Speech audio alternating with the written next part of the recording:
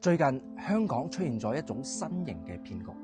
呢個騙局咧一開始喺外省好多，咁依家咧喺香港都聽到唔少個風聲。香港朋友北上消費一定要小心啦，10個遇到咧起碼有9個都走唔甩啊！而且唔分男女，全部通食，真係防不勝防。我睇完咗之後咧，覺得自己咧都上當受騙啦。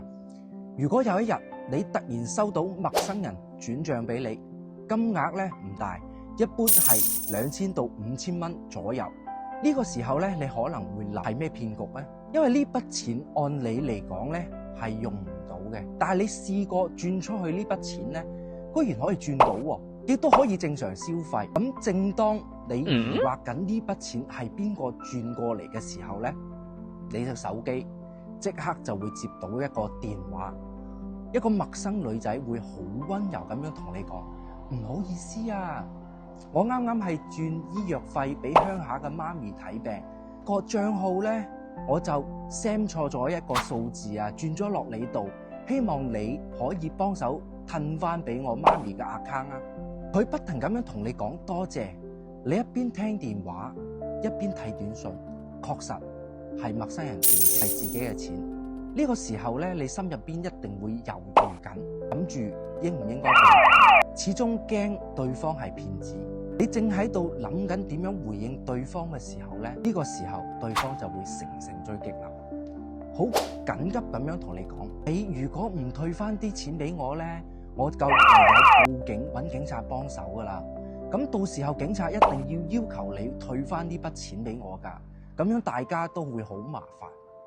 重點係對方仲驚你會私吞呢筆錢，主動話要報警。呢個時候咧，你會即刻就會放鬆警惕啦，唔會再諗對方係騙子，亦都唔想將呢件事搞大，就會將呢筆錢轉落去佢所講媽咪嘅 account 嗰度。我同你講，你一係咁操作嘅話咧，就已經係跌落咗騙子嘅一個陷阱啦。因為你收到嘅呢一筆錢咧，根本就唔係對方轉錯，而係騙子咧透過某啲渠道買到你嘅身份資料，用你嘅名去申請網貸。因為貸款嘅金額唔多，輕輕鬆鬆就可以批到幾千蚊嘅一個額度。其實呢筆錢咧係貸款公司轉落你嘅 account 嗰度嘅咋，所以對方咧先會第一時間打俾你話轉錯賬。如果你將呢一筆錢咧轉俾佢，就等同於將自己